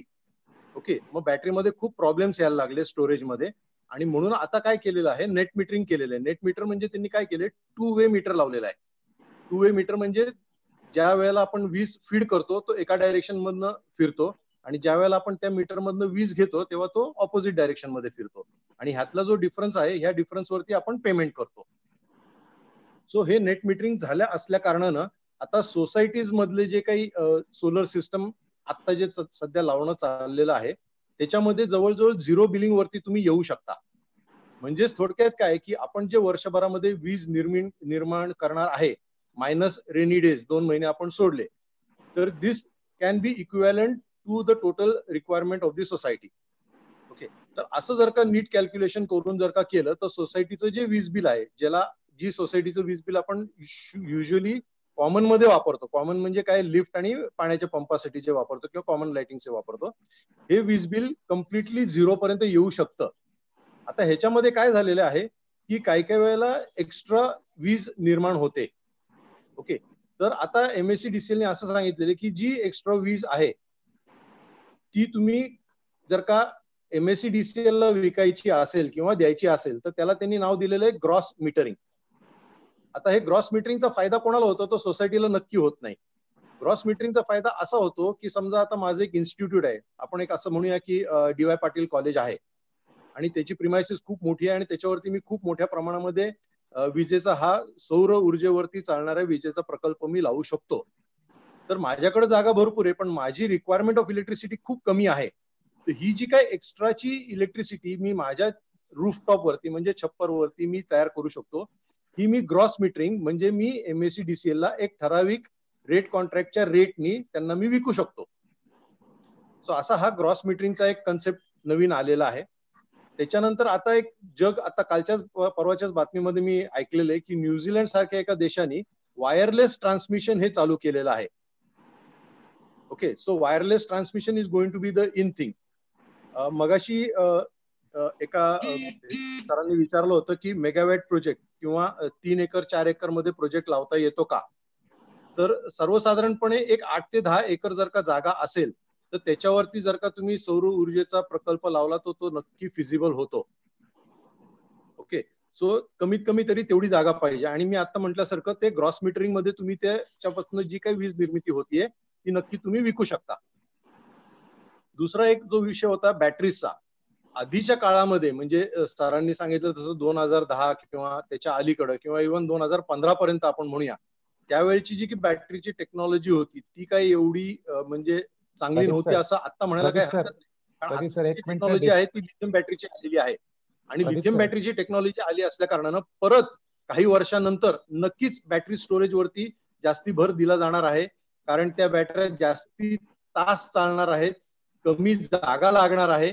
त्यामुळे कालामध्ये म्हणजे येणाऱ्या काही वर्षांमध्ये नक्कीच आता जी काही नेट मीटरिंग झाली आहे की जी आपण ऊर्जा सोलर मधून निर्माण करतो ती डायरेक्ट इलेक्ट्रिसिटी बोर्डाला देतो, त्यांच्याकडनं डायरेक्ट वीज आपण घेतो. ह्याच्याऐवजी रात्रीच्या वेळेला जी आपल्याला वीज लागणार आहे ती लेटेस्ट टेक्नॉलॉजी जे बॅटरीज आहेत, लिथियम आयन आहे, लिथियम फेरस बॅटरीज आलेल्या आहेत, बऱ्याच काही काही बॅटरी आणि खूप चांगल्या डेव्हलपमेंट चाललेल्या आहेत. तर नक्कीच त्या येत्या काही वर्षांमध्ये आपल्याला कारमध्ये म्हणा किंवा घरच्या वापरासाठी म्हणा तर आपल्याला ह्या लिथियम बॅटरीजचा नक्कीच फायदा हा होऊ शकतो. तर प्रदीप सर माफ करा पण आपल्याला थोडासा विषय थांबवायला लागेल कारण आपली वेळ होत आलेली आहे. आपला अत्यंत अभ्यासू प्रश्न आणि त्याच्यावरती मी पाठक सरांना नक्की विनंती करेन की आपला जो पहिला ग्रॉस मीटरिंग आणि नेट मीटरिंग बद्दल एक छोटीशी कमेंट करावी आणि आपण पुढच्या प्रश्नाकडे वळूयात त्यानंतर, कारण दोन्हीकडे वेळेची आपल्याला थोडी बंधनं पाळायला लागतात. परत एकदा धन्यवाद आपल्या अत्यंत अभ्यासू मताबद्दल. पाठक सर आपण थोडक्यात यावरती कमेंट कराल की आपण पुढच्या प्रश्नाकडे वळूया.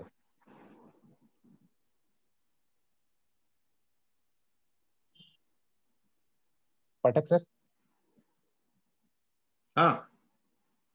या पहिल्या याच्याबद्दल काही आपल्याला कमेंट थोडक्यात असेल तर कमेंट, नाही तर मग आपण पुढच्या प्रश्नाकडे. पाटील जज साहेब पाटील आहेत आपल्याबरोबर, मला एक छोटीशी कमेंट द्यायची आता जे काही त्यांचं बोलणं चालू त्याच्यामध्ये, की असं आहे की आपण नेट मीटरिंग, ग्रॉस मीटरिंग वगैरे सगळं बोललो, आणि मी मगाशी बोलताना एक गोष्ट सांगितली की काय झालं की गेल्या काही वर्षात खरं सांगायचं तर सोलरचे अनेक इतरही उपयोग आहेत, सोलर थर्मल आहे किंवा आणखीन, पण सोलर पीव्ही खूप पॉप्युलर झालं.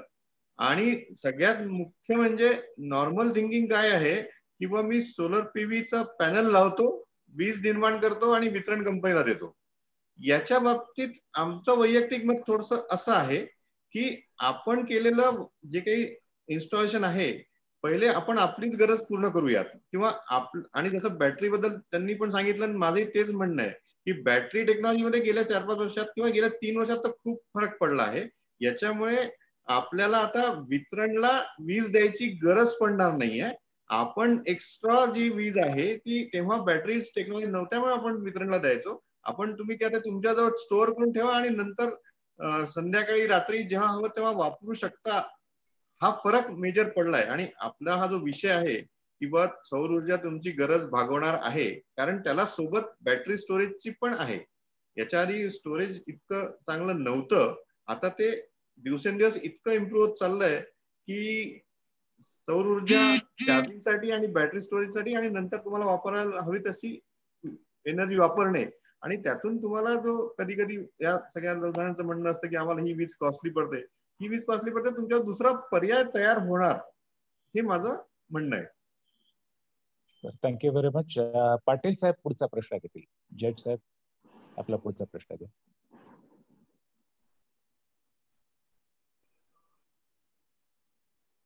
हॅलो, हा, आवाज येतोय माझा? हा, बोला बोला. हो, क्लिअर आहे सर. मी सर्वांचे आभार मानतो की हा एक चांगला उपक्रम सरांनी चालू केलेला आहे. तर माझं आता असं म्हणणं आहे की आपल्याकडे आता हे सौर ऊर्जेचं एवढं प्रस्त वाढत आहे, तर आता ह्या नवीन नवीन कार येत आहेत इलेक्ट्रिकवरच्या, त्या बहुतेक सगळ्या सौर ऊर्जेवरतीच चालतात असं मला वाटतं.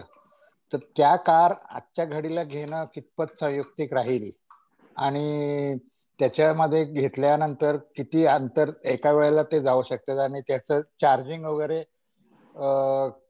किती वेळा करता होऊ शकतं, एकदा चार्ज केलं तर किती किलोमीटर जाईल, आणि whether it is worth to be purchased than diesel and petrol cars. खूप छान प्रश्न आहे. ऍक्च्युअली आपण जो विषय घेतलाय दिशा उद्याची, हा त्या संदर्भातच आहे. आणि मला याच्यावर थोडक्यात सांगायला आवडेल की इलेक्ट्रिक व्हेकल्स, त्यांच्या बॅटरी, त्याचं चार्जिंग सौर ऊर्जेवर, हे सगळं हेच आहे उद्या. म्हणजे तुमच्या ज्या व्हेकल्स आहेत त्या तुम्हाला इलेक्ट्रिक व्हेकल्सवर शिफ्ट व्हावंच लागणार आहे. नॉर्मली जसं असतं, सध्या टेक्नॉलॉजी नवीन आहे आणि तेवढे प्रॉडक्ट्स किंवा तेवढ्या क्वांटिटीमध्ये बाहेर आलेलं नाहीये, त्यामुळे ते सध्या कॉस्टली आहे. सौर ऊर्जेवर सुद्धा जसं होतं, जेव्हा सौर ऊर्जा कॉस्टली होती तेव्हा सबसिडी दिल्या जायची, आता गव्हर्नमेंटनी सबसिडी कमी केली आहे. तसंच गव्हर्नमेंटनी इलेक्ट्रिक व्हेकल्स साठी सबसिडी सध्या दिल्या आहेत. आपण जर मध्ये आपलं बजेटमध्ये ऐकलं असेल तर त्यामुळे गव्हर्नमेंट सुद्धा इलेक्ट्रिक व्हेकल्स वाढण्याच्या दृष्टीने, प्रयत्न करायच्या दृष्टीने सबसिडीज ऑफर करून, कारण त्यांची कॉस्ट जास्त आहे, तर ते देत आहे. आणि आपण 100% इलेक्ट्रिक व्हेकल्सवर शिफ्ट व्हायला हरकत नाही. दुसरी गोष्ट आहे त्यांच्या बॅटरीज. आपण आता बोललो बॅटरी टेक्नॉलॉजी दिवसेंदिवस इतकी फास्ट इम्प्रूव्ह होते आहे की या बॅटरीजवर आपण आता निर्भर राहू शकतो. पहिले असं असायचं की बॅटरी कुठे आपल्याला इतके किलोमीटर किंवा तितके किलोमीटर जाऊ शकेल, किंवा त्याचा चार्जिंगचा वेळ हा 12 तास 16 तास असा राहील असं. पण आता असेही प्रयत्न चालू आहे की अर्धा तासात, 20 मिनिटात, 15 मिनिटात सुद्धा तुमची बॅटरी कशी चार्ज होईल याच्यावर.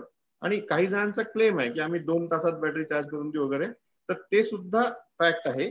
याशिवाय आणखीन एक विचार याच्यात सगळ्यात एस्टॅब्लिश झालेला आहे की बॅटरी स्वॅपिंग, म्हणजे तुमच्याजवळ एक बॅटरी चार्ज आहे आणि दुसरी तुम्ही स्टँड बाय ठेवू शकता, किंवा तुम्ही जिथे कुठे जाल, जसं तुम्ही पेट्रोल पंपावर जाता, तुम्ही तुमची बॅटरी द्या, दुसरी बॅटरी घ्या, तुमच्या पुढे चालले जा, तुमची जुनी बॅटरी तिथे राहील, ती चार्ज होऊन राहील, तुम्ही दुसरी बॅटरी, जसं आपण जिथे पाहिजे तिथे बॅटरी घेऊन आपलं काम पुढे करू शकतो.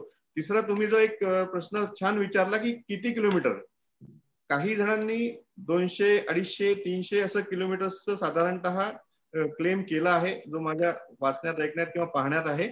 पण आत्ता रिसेंटली ग्रेटर नोएडाचा एक शिवनादर युनिव्हर्सिटी आहे, त्याच्यात एक प्राध्यापिका आहेत, त्यांनी आधी युकेला पण स्टडी केला आहे.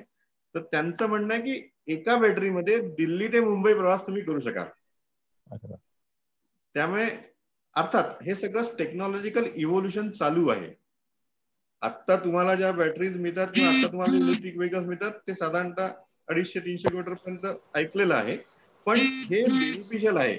जसं सौर ऊर्जेला कॅपेक्स आहे, नंतर व्हेरिएबल कॉस्ट नाही, तसं इलेक्ट्रिक व्हेकल्सला सुद्धा पहिलेची कॉस्ट आहे, पण नंतरची त्यांची जी बॅटरी कॉस्ट आहे ती फार कमी आहे. एका केंद्रीय मंत्र्यांना मी आता परवा ऐकलं की त्यांनी सांगितलं की मी इलेक्ट्रिक व्हेकल वापरतो आणि माझा महिन्याचा चार्जिंगचा खर्च 750 रुपये येतो. हे उद्याची स्टेज हीच आहे, म्हणजे बॅटरीज आणि त्याला चार्जिंग सोलर एनर्जीनी, हीच उद्या आपल्या सगळ्यांच्या आसपास. अनेक उपकरणं तयार होतील आता की जे सौर ऊर्जेवर चार्ज होतील आणि बॅटरीचं मदत घेऊन त्याला वापरता येईल. म्हणजे सौर ऊर्जेच्या बाबतीत सुद्धा एक मिथ होतं की ही फक्त जेव्हा सूर्य असतो तोपर्यंतच त्याचा आपल्याला उपयोग होऊ शकतो. पण आता बॅटरीच्या येण्यामुळे हा एक मेजर फरक पडला आहे की तुमच्याजवळ जी एक्सेस एनर्जी आहे ती तुम्हाला इकडे तिकडे वाया न घालवता तुम्ही ती बॅटरीमध्ये स्टोअर करून नंतर पाहिजे तेव्हा वापरू शकता. पण इलेक्ट्रिक व्हेकल्स आणि सौर ऊर्जा they will go hand in hand. धन्यवाद सर. म्हणजे तुम्ही रिकमेंड करता का घ्यावे म्हणून? हो नक्की. फक्त घेताना जे टेक्नॉलॉजिकल इव्होल्युशन आहे त्याची फक्त काळजी घ्या, कारण कुठलं मॉडेल आणि कुठली कंपनी सिलेक्ट करायची ते काय देतात हे तुम्हाला बघावं लागेल. ज्ञान कोणाकडनं घ्यायचं? म्हणजे ज्या आता आम्ही इथे ज्या व्हेकल्स हाय प्रोफाईल वापरल्या जातात ईव्ही, त्यांचे रिझल्ट चांगले आहेत. अच्छा, म्हणजे कंपनीवर पण अवलंबून आहे बऱ्याचशा गोष्टी. हो ते तर म्हणजे ते काय तुम्हाला ऑफर करतात त्याच्यावर अवलंबून आहे. बरं. Okay, thank you sir. Nice. Thank you जज साहेब. आपण नुसत्या कारच्या आणि याच्या गोष्टी करतोय. 2 वर्षापूर्वी सौर ऊर्जेवरती चालणाऱ्या विमानाने जगाची चक्कर पण मारून झालेली आहे. तर पठक साहेब, हे इव्होल्युशन व्हायला म्हणजे छोट्या प्रकारच्या विमानांमध्ये यायला किती साधारण कालावधी लागेल अशी तुमची अपेक्षा आहे? एक छोटासा याच्यात फक्त जाता जाता. पॅन्डेमिकच्या आधी तुम्ही जर मला विचारलं असतं तर मी म्हटलं असतं की लवकरच होईल. पण ही जी पॅन्डेमिक सिच्युएशन आली आहे याच्यामुळे एक मेजर चेंज आपल्या सगळ्यांच्या झालाय. पहिल्यांदा विमान आपल्यासाठी अत्यावश्यक होतं, पण आता म्हणजे पहिले जर प्रबोधनचा कार्यक्रम मुंबईत घ्यायचा झाला असता तर मला मुंबईत यावं लागलं असतं आणि मी संध्याकाळच्या फ्लाईटने येऊन रात्रीच्या फ्लाईटने परत गेलो असंही होऊ शकलं असतं. पण आता बघा चेंज काय झालाय. आता आपण सगळे आपापल्या जागेवर बसून हे सगळं संवाद करतो आहे. तर त्यामुळे थोडस आता जरा म्हणजे सांगता येत नाही. पण हो, म्हणजे अशा प्रकारचं तुम्ही जसं म्हटलं असं 2-3 वर्षापूर्वी त्याचा सक्सेसफुल म्हणजे तो प्रयोग झाला आहे आणि त्याचा छोट्या प्रमाणात यायला हवं. तर ते आत्ता त्याच्याबद्दल काही कमेंट करणं मला डिफिकल्ट वाटतं सध्याच्या सिच्युएशनमुळे. थँक्यू. युट्यूबचे आपले एक श्रोते आहेत अरविंद कुलकर्णी, यांनी प्रश्न विचारलाय की सौर ऊर्जा घरात लावण्यासाठी इथून किती ठिकाणी सगळं दिल्लीला इकडे तिकडे वाटले चार्जेस द्यावे लागतात का? सौर ऊर्जा घरात लावण्यासाठी MSCB म्हणजे सरकारी आस्थापनेला काही चार्जेस द्यायला लागतात का? तुम्ही ती सौर ऊर्जा कशी वापरता, म्हणजे समजा तुम्ही तुमचे मोबाईल चार्जिंग किंवा इतर याच्यासाठी जर वापरत असाल किंवा त्याला तुम्ही इलेक्ट्रिसिटी जे ग्रीड नेटवर्क आहे तुमच्या घरात त्याला जर कनेक्ट करणार नसाल तर कुठलेही चार्जेस द्यावे लागणार नाही. पण तुम्ही म्हणजे त्याचा एक विषय असा आहे की तुम्ही जर इलेक्ट्रिक सप्लाय हा स्टँड बाय ठेवून सौर ऊर्जा वापरत असाल तर त्याचे स्टँड बाय चार्जेस तुम्हाला द्यावे लागतात. Right sir, thank you very much. आपला जवळपास तासाच्या वरती अजून कोणाला काही पॅनल मध्ये प्रश्न असतील? मला एक छोटासा प्रश्न विचारायचा आहे, चालणार असेल तर. हो विचारा. प्रीपेड इलेक्ट्रिसिटी आता खूप ऐकायला यायला लागलेलं आहे. काही दिवसामध्ये एखाद्या वेळा प्रीपेड इलेक्ट्रिसिटी आपल्याला मीटर्स, प्रीपेड मीटर्स आपल्याला आपल्या घरामध्ये बसवावे लागतील. पण याचा इफेक्ट किंवा याचा इम्पॅक्ट नेट मीटरिंग वरती होईल का आणि कसा होईल? मला वाटतं हे म्हणजे प्रीपेड मीटरिंग मध्ये आपण तुम्ही म्हणता ते खरं आहे की गव्हर्नमेंटचं डायरेक्शन त्याकडेच आहे की प्रीपेड मीटर्स जास्त लावायचे. पण याच्यात नेट मीटरिंग मला वाटत नाही काही प्रॉब्लेम येईल. कारण कसं आहे की तुम्ही तुमच्याकडून तुमच्या जवळ कुठली अशी जर तुम्ही सोलर इन्स्टॉलेशन केलं तर गोष्ट वेगळी आहे. पण तुम्ही सोलर इन्स्टॉलेशन केलं नाही आहे आणि तुम्ही प्रीपेड मीटर वापरता आहे तर त्यात नेट मीटरिंगचा विषय येणार नाही. बरोबर आहे. पण सोलर इन्स्टॉलेशन असेल तर त्याचा सुद्धा इफेक्ट त्याचा नेट मीटरिंग सारखाच होईल का? सोलर इन्स्टॉलेशन आणि हा विषय जो आपण प्लस मायनस दोन्ही तसंच होईल का? नाही, नेट मीटरिंग हा व्यक्तिशः जर मला म्हणायचं ना तर बहुतेक नेट मीटरिंग हा विषय आता संपेल. ग्रॉस मीटरिंग वरच कदाचित मूव्ह होईल. आता त्यात थोडासा एक विषय असा आहे की नेट मीटरिंग हा छोट्या कपॅसिटीवर चालू ठेवावा, कुठल्या कॅपॅसिटीला ठेवायचा आणि कुठल्या नाही. आणि आता एक विषय बोलता बोलता मला सांगायचा होता की शेवटी ना एक गोष्ट आणखी लक्षात आपल्याला सगळ्यांना घ्यायची आहे की हे सगळं जे इलेक्ट्रिकचं इतकं मोठं नेटवर्क आपल्या सगळ्यांच्या आजूबाजूला आहे, म्हणजे महाराष्ट्राचं तर एशियाचं सगळ्यात मोठं नेटवर्क आहे इलेक्ट्रिसिटीचं, तर हे सगळं इन्फ्रास्ट्रक्चर सेटअप करायला या सगळ्या गोष्टींना एक मोठी कॉस्ट आलेली आहे. आणि त्यातून आपण हे जे म्हणजे बऱ्याच वेळा हा जो विषय येतो ना किंवा रेट वाढले किंवा हे वाढले, या सगळ्या याच्यात या गोष्टींचंही इन्क्लुजन असतं. आणि माझं स्वतःचं वैयक्तिक मत असं आहे की सौर ऊर्जा इन्स्टॉलेशन करणाऱ्यांनी आपली गरज सौर ऊर्जेच्या थ्रू कशी जास्तीत जास्त होईल याचा साधारणतः आपण जे काही इन्स्टॉलेशन करू त्यावेळेस लक्षात घ्यायला पाहिजे. कारण काही 3-4 वर्षापूर्वी असं व्हायचं की जो कोणी तुमच्याकडे हे सगळं सांगायला यायचा म्हणजे सोलर इन्स्टॉलेशन वाला, तो तुम्हाला सांगायचा की तुम्ही, आणि ते खरंही होतं, इव्हन इथे सुद्धा म्हटलं जायचं की तुम्ही ती वीज वितरणला द्या कारण त्यांच्यावर शॉर्टेज आहे आणि तुम्हाला पैसे मिळतील. पण माझं स्वतःचं वैयक्तिक मत असं आहे की आपण हा ॲटिट्यूड बदलायला हवा. आपण नेट मीटरिंग किंवा ग्रॉस मीटरिंग पेक्षा आता जसं आपण डिस्कस केलं की आपण जनरेट केलेली सौर ऊर्जे थ्रू असलेली वीज आपल्या जवळ बॅटरीमध्ये स्टोअर करून नंतर आपल्याला वापरायची आहे. हा जर का कन्सेप्ट आपण सगळ्यांनी वापरला ना तर तुम्हाला जी बाहेरून घेणारी वीज आहे ती कमी होईल. आणि ती जर तुम्ही कमी वापरली तर नॅचरली तुमचं येणारं बिल कमी होईल. त्यामुळे या अँगल थोडासा आपल्याला बदलायला हवा. म्हणजे आजही मला आपल्या सगळ्यांसोबत संभाषण करताना जे सांगायचं होतं ते हे महत्वाचं होतं की आपल्याला हा अँगल जो आहे आपला तो बदलायला हवा. आपली गरज पूर्ण करण्यासाठी सोलर एनर्जी आणि त्याला सपोर्टिव्ह बॅटरी इन्स्टॉलेशन्स आपण केले पाहिजे, कारण ते जास्त बेनिफिशियल राहतील. आणि असं आहे ना, हे जे सगळे वाद आपण ऐकतो किंवा त्याच्यातून ज्या काही त्रास तुम्हा लोकांनाही तुम्ही म्हणता की हे होत नाही, ते होत नाही, ते होत नाही, सो आपण आपली गरज यांनीच कशी भागवू शकू, कारण ही स्वस्तात मिळायला लागली तुम्हाला. तर ते जरी केलं तरी तुम्हाला बेनिफिट मिळणार आहे. बरोबर, अगदी बरोबर. Thank you very much. एक शेवटचा प्रश्न आपल्या कार्यक्रमातला आदिती वाटवे घेतील. नमस्कार.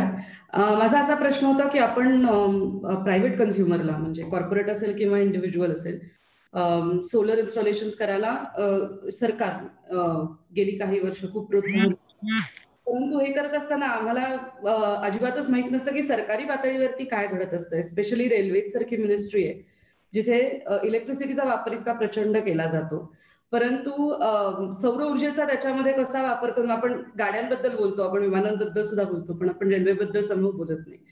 सो या क्षेत्रात काही काम होत आहे का सरकारी पातळीवरती असं मला विचार. एका शब्दात उत्तर द्यायचं तर प्रचंड.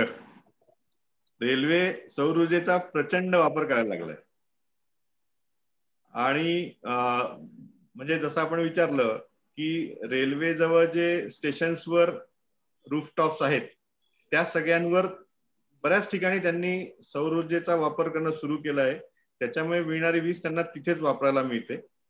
याशिवाय आपण जसं म्हटलं तसं त्यांनी आपल्या ट्रेनच्या ज्या बोगीज असतात त्या बोगीजच्या वर सुद्धा सोलर पॅनल्स लावून त्याचा काय ऍडव्हान्टेज बोगीच्या आतमध्ये घेता येईल हे सुद्धा त्यांचे म्हणजे ट्रायल्स झालेले आहेत आणि त्याच्यावरही त्यांचा भर आहे. आणि जसं मी म्हटलं ना की रेल्वेमध्ये याचा प्रचंड वापर करण्याचं त्यांचे प्लॅन्स आहेत आणि करतातही आहेत.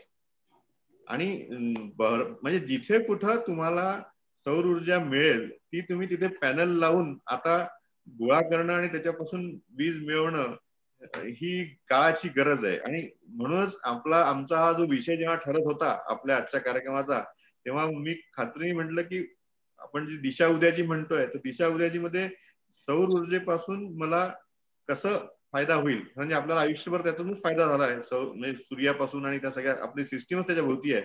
पण दिवसेंदिवस स्वस्त होत जाणारं सोलरचं इन्फ्रास्ट्रक्चर तुम्हाला स्वस्तात वीज उपलब्ध करून देणार आहे. आणि ते जर तुम्हाला स्वस्तात वीज उपलब्ध करून देत असेल तर तो तुमचा मुख्य स्रोत राहिला पाहिजे. आणि आतापर्यंत याच्यात एक शॉर्टकमिंग जे होतं किंवा सूर्यास्तानंतर किंवा सूर्याची इंटेन्सिटी कमी झाल्यावर आपल्याला त्याचा उपयोग होत नव्हता. पण त्याला सपोर्टिव्ह आता बॅटरीज आल्यामुळे आणि बॅटरी टेक्नॉलॉजीमध्ये जो फरक झालाय, स्टोरेजमध्ये जो ऍडव्हान्टेज किंवा ऍडव्हान्समेंट झाली आहे ती डेफिनेटली बेनिफिशियल आणि त्याचा वापर आपण वाढवला पाहिजे. याशिवाय आपण सर्वांनी मध्ये ऐकलं असेल की आपण पहिले ते ट्यूब्स किंवा 40चे बल्ब किंवा हे सगळे 25-30 वर्षापूर्वी, नंतर सीएफएल वापरायला लागलो, आपण आता एलईडी वापरायला लागलो. या एलईडीचं कन्झम्पशन खूप कमी आहे आणि त्यामुळे तुम्ही सोलर एनर्जी स्टोरेज म्हणजे बॅटरी आणि एलईडी या 3 गोष्टींचं पुढच्या आयुष्यात आपण जर कॉम्बिनेशन केलं तर म्हणजे मी आज तुम्हाला गॅरंटी सांगू शकतो की हे उद्याचं बेनिफिशियल कॉम्बिनेशन आहे. आजच आहे, उद्या तर नक्कीच आहे, कारण हे आणखीन स्वस्त होणार. म्हणजे एलईडी बद्दल छोटस सांगतो, एकेकाळी एलईडी बल्ब जे 350-400 रुपये होते, गव्हर्नमेंटनी मोठी स्कीम आणली आणि ते तुम्हाला अगदी स्वस्तात, म्हणजे आपण कल्पना करू शकणार नाही इतक्या कमी किमतीत ते मिळायला लागले. सो स्केल अप होतंय सोलर, बॅटरी आणि एलईडी इल्युमिनेशन. सो हे तुम्हाला पुढच्या आयुष्यात प्रत्येक ठिकाणी भेटणार आणि ते बेनिफिशियल राहणार डेफिनेटली. पाठक साहेब, हा मंत्र घेऊयात आपण म्हणजे 3 याचा की सोलर, बॅटरी आणि एलईडी, आणि याच्यावरती आजचं सेशन आपण थांबूयात. आज एक छोटासा एक मिनिट पाहिजे फक्त, 1 मिनिट पाहिजे फक्त.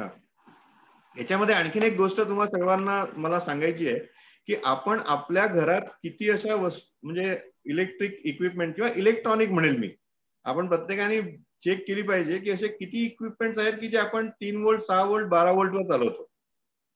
आणि सोलर पासून आपल्याला जे एनर्जी मिळते ती पण अशीच 3 व्होल्ट, 6 व्होल्ट, 12. तसं तर आता टेक्नॉलॉजी एवढी झाली आहे की आपण भरपूर मिळू शकतो. पण ही जी वीज आहे पारंपरिक, आपण जिथून चर्चा सुरू केली होती, पारंपरिक वीज जिला आपण कॉस्टली म्हणतो, याच्याबद्दल छोटीशी एक गोष्ट मला म्हणजे एक जाणीव करून द्यायची आहे की ही वीज पॉवर स्टेशन मध्ये तयार होते, त्याला हाय व्होल्टेज मध्ये अपग्रेड केलं जातं, नंतर मग ती अनेक किलोमीटर्स ट्रान्समिट केलं जातं, मग तिला पुन्हा डाऊनग्रेड करत करत आपल्या घरापर्यंत येतं.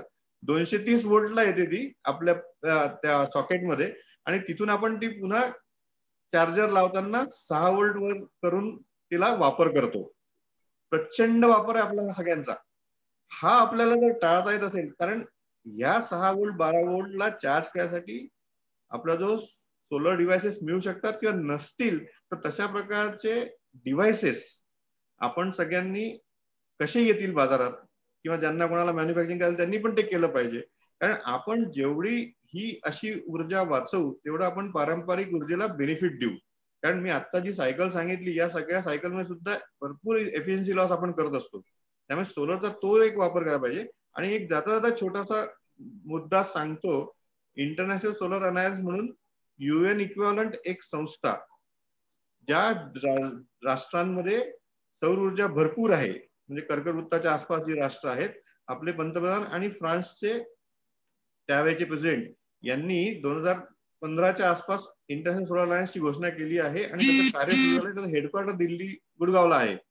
याच्या थ्रू आपल्या तरुणांना पुढे जगभर आपली टेक्नॉलॉजी, आपले फायनान्शियल स्किल्स, आपली ह्युमन मॅन पॉवर या सगळ्यांचा प्रचंड उपयोग करण्याची एक संधी पुढे येणार आहे आणि येते आहे.